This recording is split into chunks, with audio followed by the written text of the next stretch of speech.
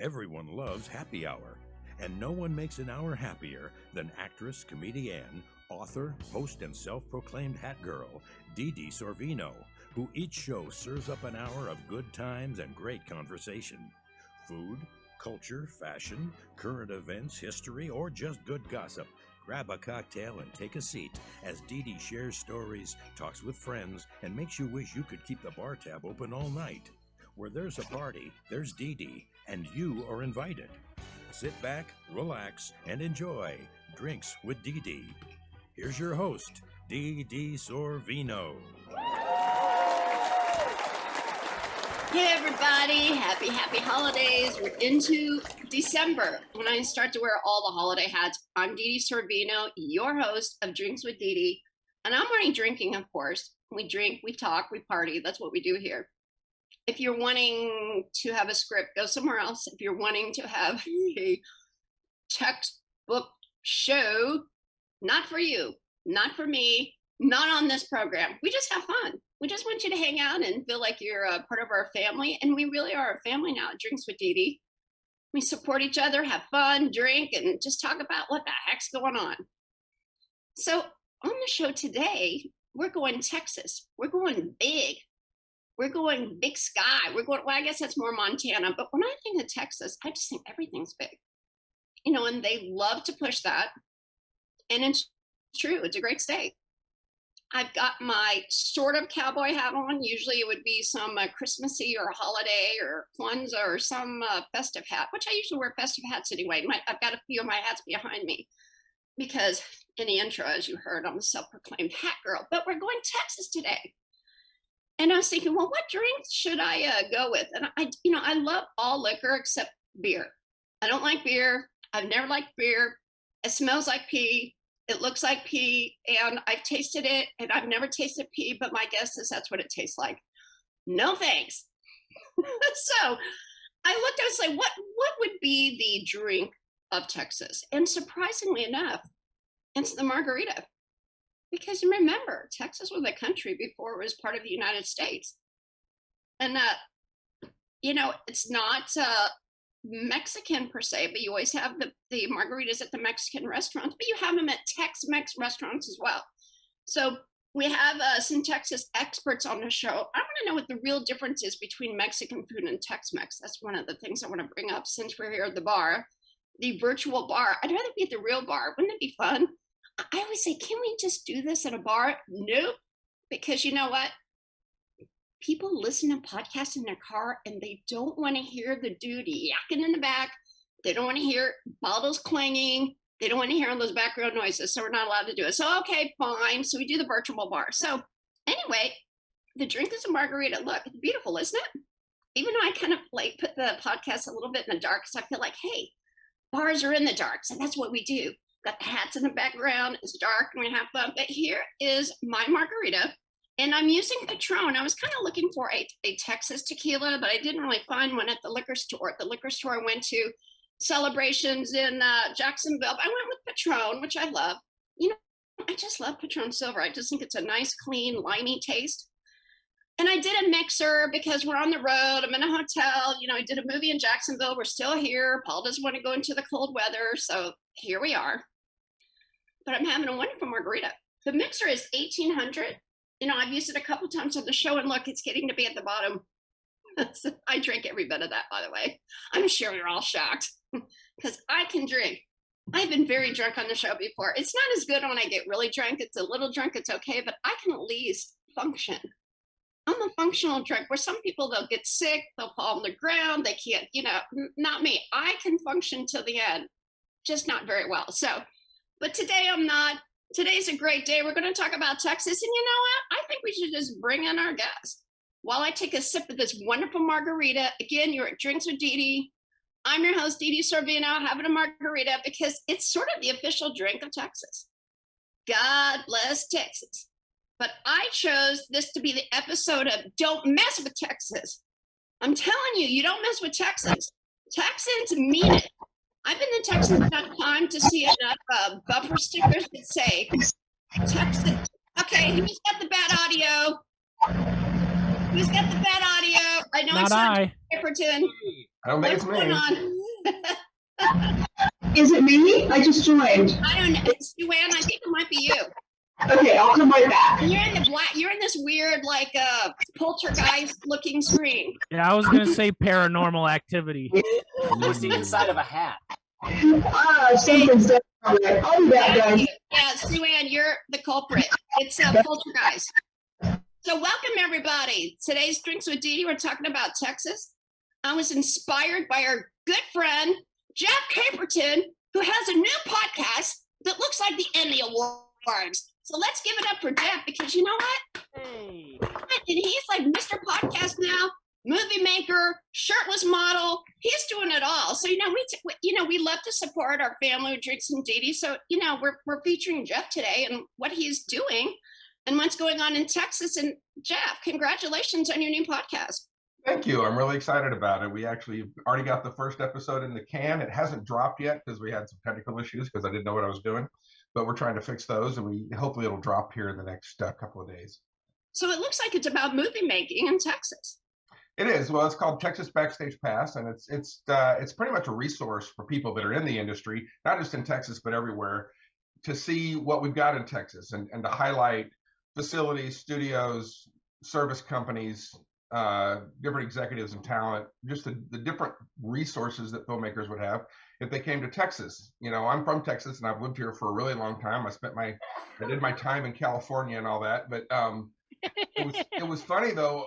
Michael, we all did. Get out. Yeah, but I never made anything in Texas until I'm on 2019. probation. So all of a sudden, 2019, I'm finding myself making something in Texas, and I don't know anybody. I've been in the business 30 years, and I don't know anybody. And so over the last 2 years, I've really gotten to know a lot of folks and seen what's here and decided we need to highlight that and get it out there. So that's what I'm doing. That's so smart because, look, California is going to hell. It's going to hell. Like we escaped, we have to go back there. We spent a lot of time in LA. You have to file a permit to say that, Dee Dee. Well, guess what? I'm in Florida. So you know what? Oh, you don't have to file it then. Yeah. In Florida, you know what DeSantis says? Oh, dear God. Twins win. So look, we love the lefties. We love the righties on this show. But the fact is, it is a little difficult now in California to do much of anything, including making movies, because it's just, correct me if I'm wrong, Jeff, but it's expensive, right? Isn't it? It's extremely expensive. Even before COVID, it was disqualifyingly so. It was just you couldn't get anything done. It was too expensive and labor intensive, and certainly if you're shooting out and about on location, the permits and everything that you had to have and all the fees and everything, it was. You're looking at $2,000 now. You used to be able to shoot in Burbank for free. Well, now it's about $2,000, and you have to file through the police department. So are you that's gone. Or Michael, you dropped Paul Sorvino's name. Didn't you get a break with someone because you were in the neighborhood and you said, "I know Paul Sorvino," and it worked? Yeah. Tell me that.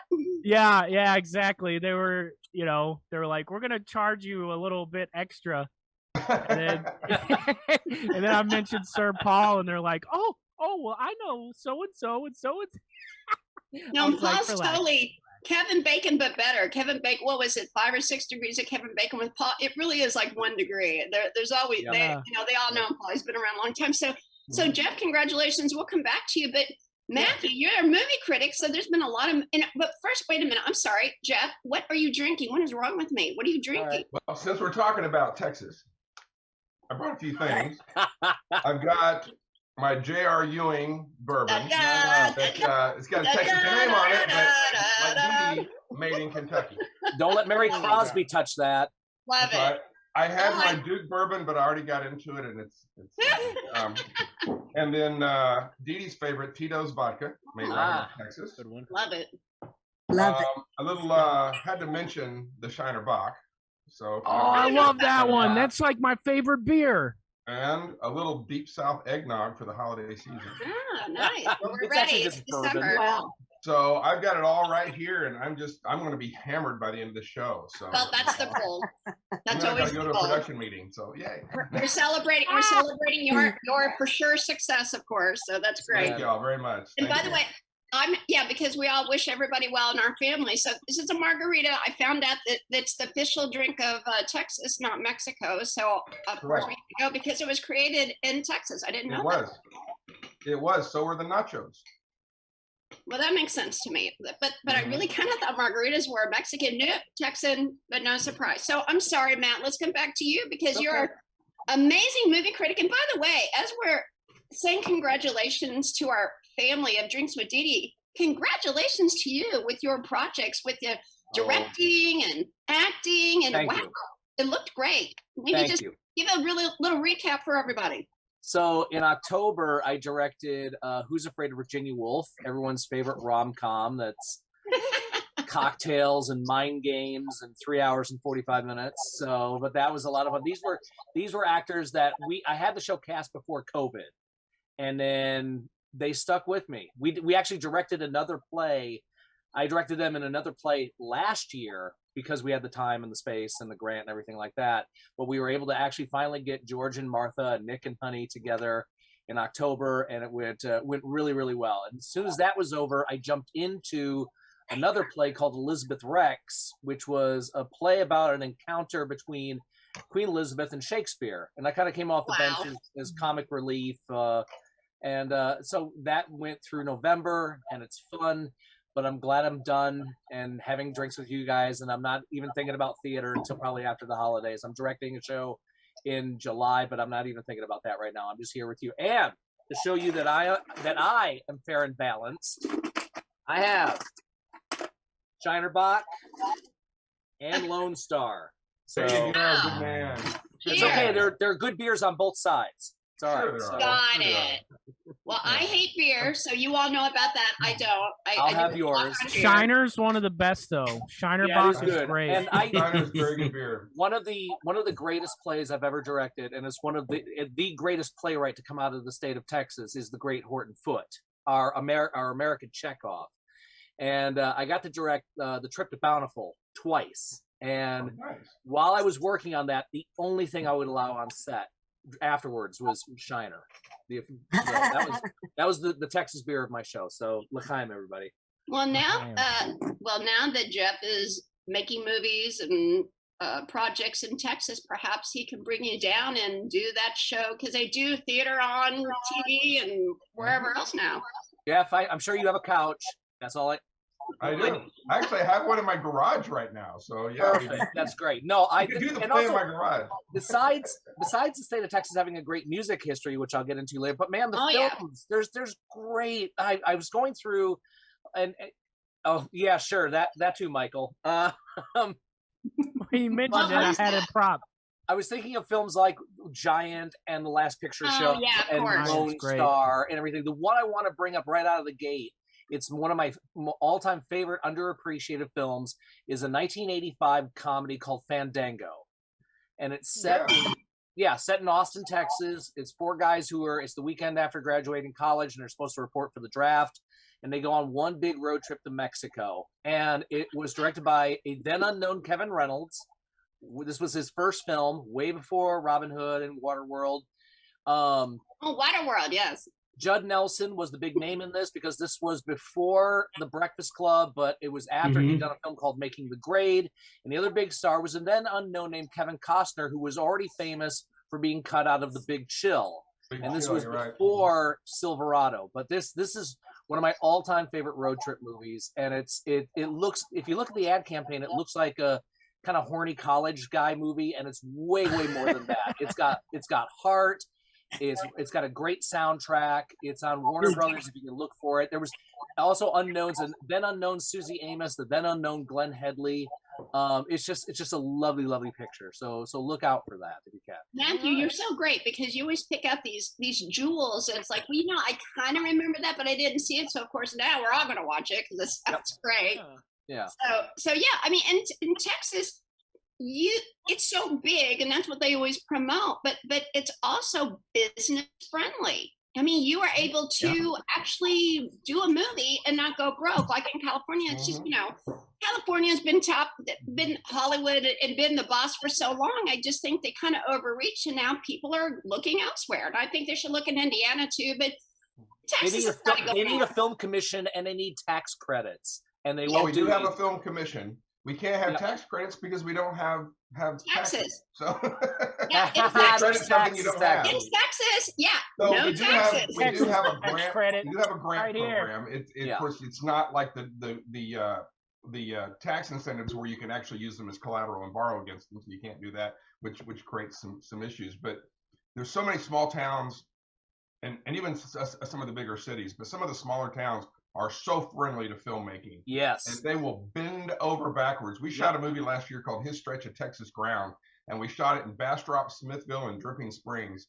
And if we needed, we shut down an entire street for 2 days had 20 cop cars and fire trucks out there. Didn't pay for any of it. And they were happy about it. They were happy about it, right, Jeff? We needed a bank to rob. They closed the bank. The main bank in Smithville closed it for 2 days so we could shoot in it. That's so great. I think you're onto a big thing there. I think a lot more movies will be shot in Texas with what's going on in California. I'd love to see that in Indiana too. So perhaps you can give Hoosiers a few pointers, Jeff. But let's get to the ladies. We haven't heard anything from the ladies here. So Sue Ann, have you even been to Texas? I have. In fact, I spent so much time there after my divorce. I was going through my midlife crisis that I thought I'd move there. Well, that's a good place to move after a bad divorce and a midlife crisis. And what are you thinking? Is that a Long Island iced tea? That's what it looks like. I'm gonna have some X's in Texas. My ex live in Texas. Yeah. I spent most of my time in Houston and Galveston. Lots of time also at the that's Jeff's stomping ground. He knows all about that area. Yeah. And I spent time at the Texas Motor Speedway and got in my NASCAR bucket list item. So nice. Were you in the snake pit? No offense, but that's crap next to Indianapolis. Sorry. Oh, that's where you really need to go. We'll host you. I'm drinking a rum and coke with Brugal rum from Dominican Republic. Well, that makes no sense for this show, but I'm glad you're here. Sounds good, actually. I'm drinking. Karen, you're so fancy. You got like sparkles on. I mean, I love your outfit. What are you drinking? Whiskey. That's it. Nothing. And Tom's here with the badge on. Oh my God. Don't mess with Texas, honey. I've lived in Plano. Oh, Plano, that's fancy. Plano's fancy. Oh, yes. My Jeff, daughter. Does Kathy Partridge live there still in Plano? Yes, I don't know, but J.R. Ewing's ranch was right behind Parker Street, and you can see the where they filmed.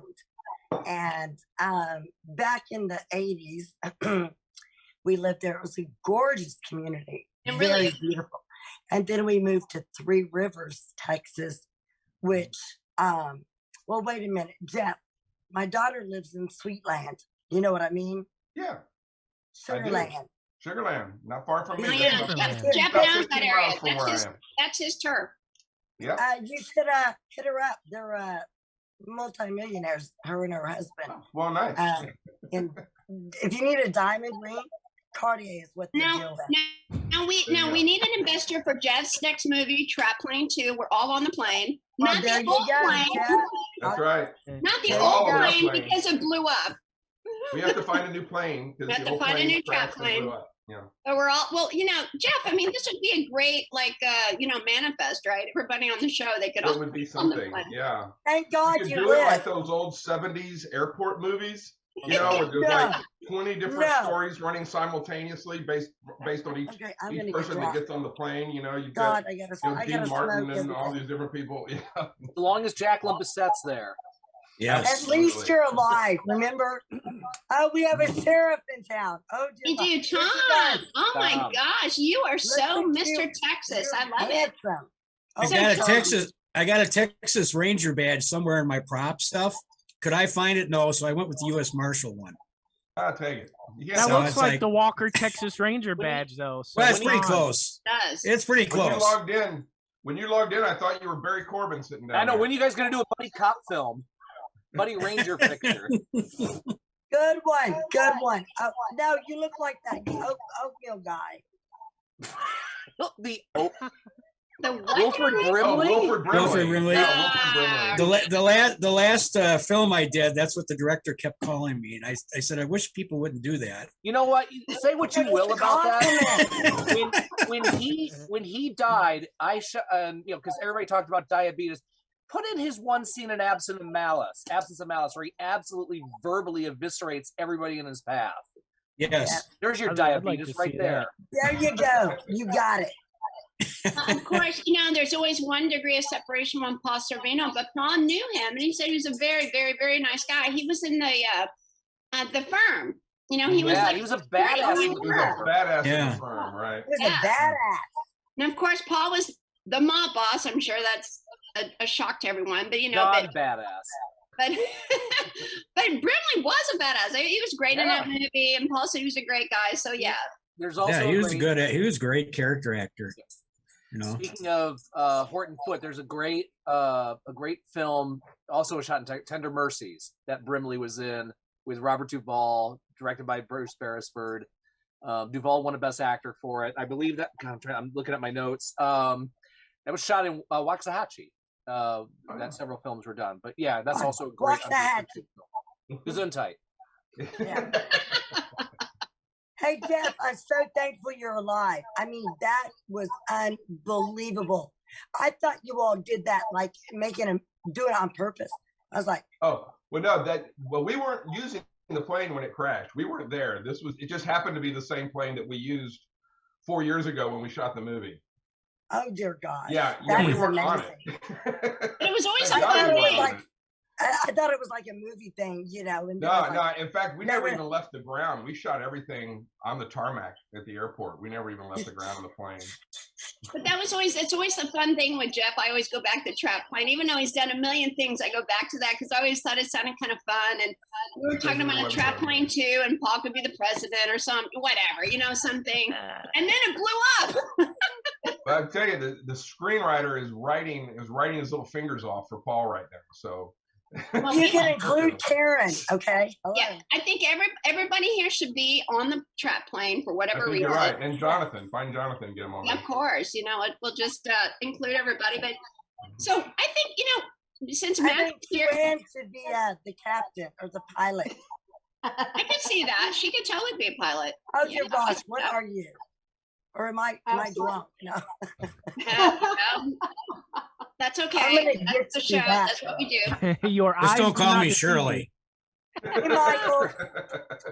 So Jeff, so there's your movie. So this is the movie. Tell us the title again that you're in, because you've done a ton of stuff. Which one? The background, your background. Tip my hat. Oh, to that's you. actually an Academy Sports and Outdoors commercial I did. And you have a shirt on. I'm so disappointed. We should have asked Jonathan. He has two always shirts likes to to see you with contain your him. shirt off. I actually have 2 shirts on in that picture. I don't Let's think I have. go. Oh, hey, Yeah, whoa. nice. All But right. we all know Calvin Klein is underneath. I'll just sit right So- here and stay right there. Michael, actual Calvin Klein. Yeah. Not the fake that you get. So, Yeah, not Matthew, aftermarket. Matthew, you mentioned the movie Giant before, and I do have a nice connect. And I've known Jeff forever. I've known a lot of you for a long time, but I've known Jeff a really long time. And this was when I worked at the White House, and for the Academy Awards, we had to come up with what Mrs. Bush, her favorite movie. So they did a video. Tom Cruise introduced it, and we were at the Academy Awards, and Mrs. Bush, President Bush's wife, Laura Bush, who is in Texas, of course, they're Texans, chose Giant. Okay. Oh, great. Know the movie at the time, but she chose Giant as her favorite movie. So, Mandy, why don't you tell us about that movie? And I've seen it; it's amazing. That's I a didn't very know it very well, but that's I a do know. very solid choice, because the epic family drama. Yep. George Stevens, of course, directed it. One of the big 3 for James Dean, Elizabeth Taylor, Rock Hudson. One of the things there's a theater. James Dean won the Oscar posthumously for that movie. That's right. It was in Anderson, Indiana. There's the theater called the Paramount. When I was in college, it was getting a restoration, like $2-3 million restoration. And while I was in college during the restoration, I got to see 2 James Dean films on the big screen. Rebel Without a Cause, and Giant. And it's hard to do the big, epic, sweeping family drama because it's only, you were mentioning Airport earlier, there's only 4 main characters. I think today you would have a household of like 20 and relatives and everything mixed. And it covers a lot of time too. James Dean's character is like 80 by the end of the movie or something. Yeah, James Dean's old age makeup for 1950 something. It's not bad. You also have like a young Dennis Hopper in it. Shot on location. That's a big deal. I mean, Marfa, back in the Texas. 40s. Right. Yeah, back in the 40s. It was shot in Marfa? Mm-hmm. It was shot in Marfa, Texas. You could easily. That's where my robe is from. Oh, yeah. The house behind me right there, that was a facade, but the remains of that facade are still on the ranch where it was shot. Actually, there's a scene in Fandango where they visit the facade. Oh, okay, yeah. After everything's been torn down. But Marfa robe.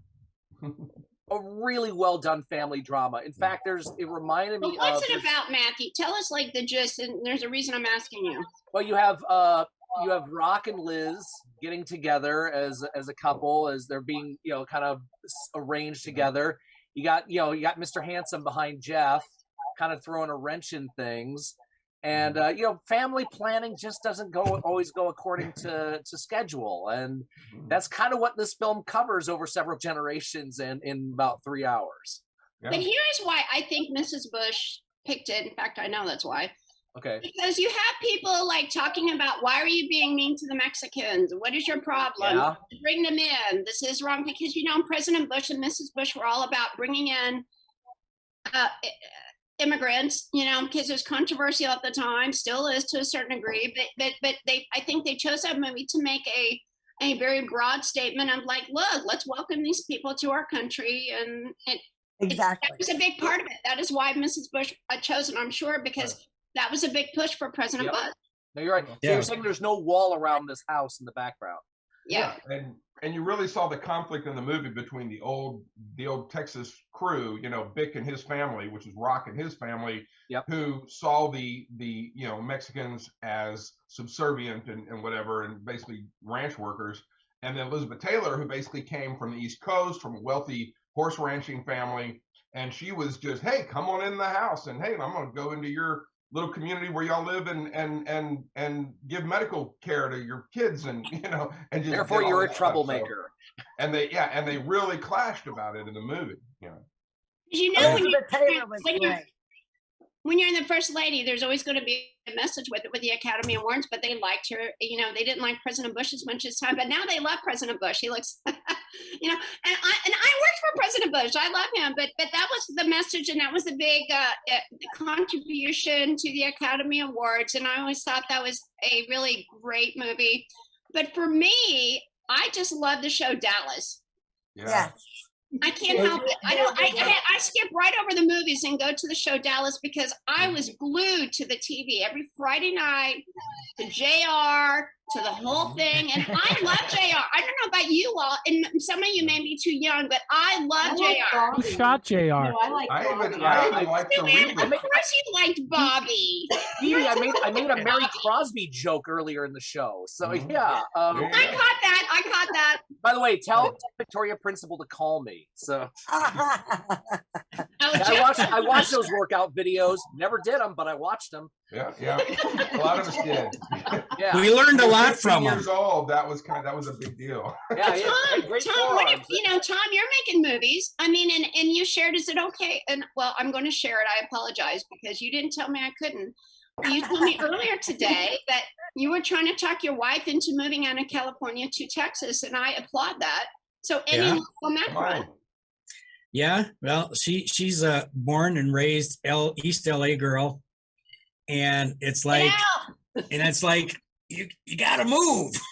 It's like, and it's like, well, it's going to get better. It hasn't yet. No, it's not going to get better. No, but Tom, he sees me, and I think that movie makers, and and what Jeff is doing is so smart and cutting edge and making it work. And I think it's Texas and even Florida. The weather is good, and Florida for a minute was with the winter Hollywood, and then they went out to LA probably because of hurricanes. Hurricanes season lasts for a long time. But in Texas, they don't have hurricanes. Not really. I mean, maybe here and there. Once in a while.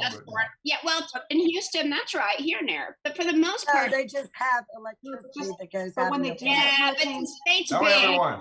They get some pretty good twisters. I got stuck in Amarillo in one once. Yeah. Yeah, but nobody's going to Amarillo to make a movie. I don't know. Yeah, but they got a great steak place there. To be fair as well, shooting in Texas, because yes, you have the desert. You also have fine cities. I mean, I remember that my introduction to the Great Canal in San Antonio was Stan Peckinpah's The Getaway. Mm-hmm. And also you got the Gulf community. It's not the most uplifting film in the world, but there was a movie called Alamo Bay that Louis Malle directed with Ed Harris about the treatment, the conflict between Vietnamese fishermen and locals. And that was shot on the Texas coast. I mean, you know, you can find, I mean, God, Richard Linklater does almost every film in Texas. And I'm actually a member of the Austin Film Society that Richard founded. And tell him about my show. I will. Yeah. His daughter Lorelai is a wonderful friend of mine. Cool. Well, there you go. Matthew will be directing a movie that right. I told his office once. He picks his own projects now. I told my wife I wanted to move to Fredericksburg. I think it's the prettiest part of Texas. She would love Fredericksburg. I know. I love going to Fredericksburg. Tom, you got to get out. California. I know. Over. California's over. Beautiful territory in Texas. It's absolutely beautiful. It's a nice hill country area. It's just wonderful. Yep. You know, I come from a part of the country as others do where when I went to high school, you had a rifle rack in the back of your pickup truck. Absolutely. I mean, you do that here and you're in prison. You're in jail. It's funny. I was on my podcast, I was interviewing Tommy Warren, who owns Spiderwood Studios, which is the largest privately owned studio in Texas. And he grew up in Southwest Arkansas, you know, in the 40s and 50s.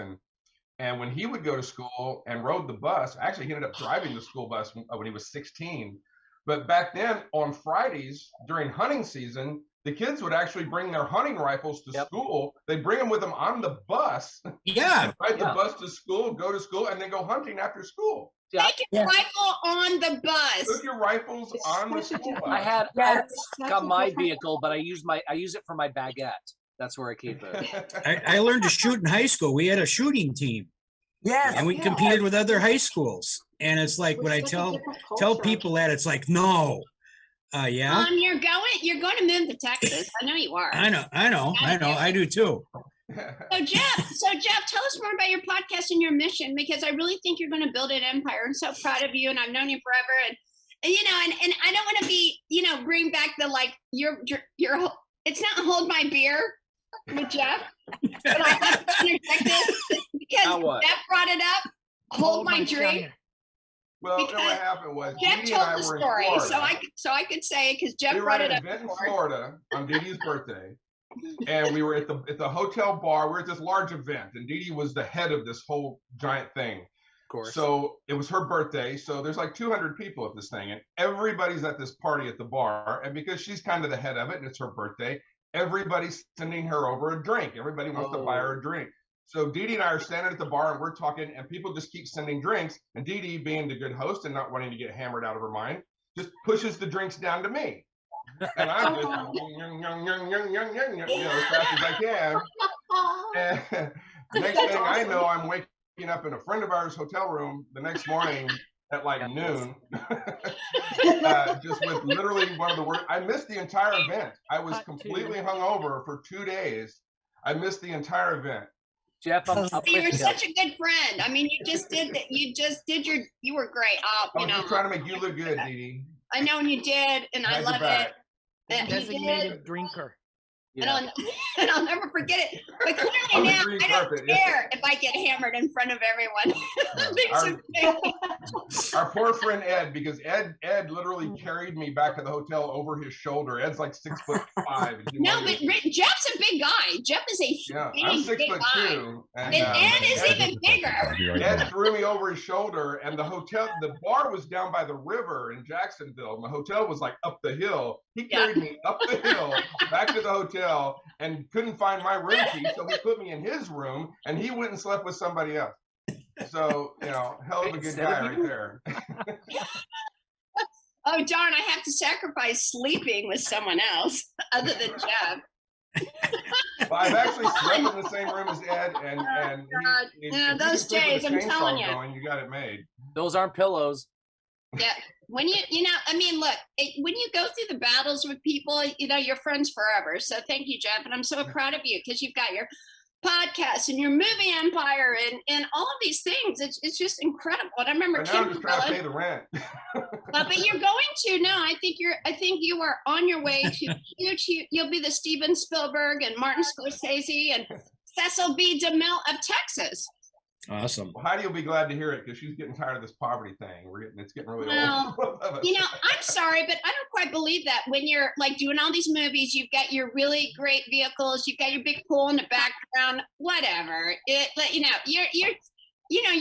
if you're like poverty of like the difference between Beverly Hills and Bel Air. Okay, I mean, there's no poverty here, and I think with what you're doing, it's a tad cheaper to live in Texas, though. I've got friends that come down from all over, and they'll stay with us in the house. And I mean, it's a nice house. It's not anything magnificent, but it's a nice home. Very nice. But people come and stay, and somehow the conversation will come up, and we get to kind of what we paid for the house, and they're just like, "Are you freaking kidding me?" Like this was a $3 million house in Los Angeles, Texas. Right. Kim came down from New York one time, and she just couldn't believe this would be a $5 million house in New York. That's half of Wayne County here. Kim Morella, this is the friend I'm talking about. And when and I was working at the White House, did political stuff, and then Marion Paula, whatever. And Kim said, "Well, Jeff Caperton is doing all this movie stuff." I said, "Oh, that's so great," because of course I remembering you holding my drinks, and I didn't know Ed put you over his shoulder and went up the hill, but you were like my guy. Whoa. Oh. Is that how they say it now? Is that the dude going up the Appalachian Trail? It's scary. Okay. So Alan Wallace, William Wallace's blood has Freedom. So I asked Alan to join because he knows Houston pretty well, and he's friends with Mattress Mac. We love Mattress Mac. And Jeff, I knew you would know who he was, and I'm thinking he should bankroll your next movie. So I'm thinking of you. You're my buddy. You're my friend. You're my guy. So Mattress Mac actually bankrolled a movie with Chuck Norris years and years and years ago, and I don't think he's done anything since because no, it was a movie called Sidekicks. I was the publicist. Really wonderful. That's a great movie. It was a cute little movie. It was kind of like such a cute movie type thing. But I'm so glad I overcame all my technical difficulties. Yeah, Mac's a friend of mine, and he's a Houston legend. I mean, he's the guy. If there's a flood or a freeze or a disaster, he literally opens his store and because he's got mattresses. He turns it into a shelter, and people come in, and you've got people, sleeping on $8,000 mattresses, that now he can't sell his new. What? And he literally opens his store and his home and his business to everybody. He's just, you couldn't ask for a better guy in your town who looks out for everybody. Well, Joel Osteen needs to take notes. A big contributor to wrestling in Houston. It was funny when I first moved to LA and I was on studio at Prospect Avenue, what used to be ABC Television Center. And I was walking across the lot, and this is 30 years ago. Mattress Mac was still in the little 4 houses over there before they tore it down and built the big store. And